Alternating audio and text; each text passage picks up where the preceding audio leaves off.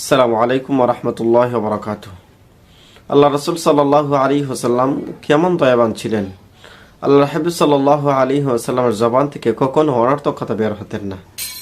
রাসূল সাল্লাল্লাহু আলাইহি ওয়াসাল্লাম সকলকে ইজ্জত করতেন। রাসূল সাল্লাল্লাহু আলাইহি ওয়াসাল্লাম সকলের সাথে হাসি মুখে কথা বলতেন। সুবহানাল্লাহ। আল্লাহ হাবিব সাল্লাল্লাহু আলাইহি ওয়াসাল্লাম প্রত্যেক গোত্রের ভালো মানুষকে, শ্রেষ্ঠ মানুষকে প্রতিনিধি বানাতেন। এই জন্য আল্লাহ রসুল সাল্লাল্লাহু আলাইহি ওয়াসাল্লামের সুন্নতকে, আল্লাহ রসুল সাল্লাল্লাহু আলাইহি ওয়াসাল্লামের আদর্শকে আমরা মানতে হবে। যদি আমরা মানতে পারি তাহলে আমরা দুনিয়া আখিরাতে শান্তি পাবো।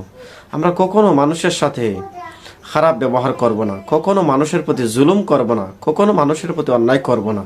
কারণ আল্লাহ রসুল সাল্লাল্লাহু আলাইহি ওয়াসাল্লাম আমাদেরকে সেটা শিখান নাই। সকলের সাথে ভালো ব্যবহার করতে হবে।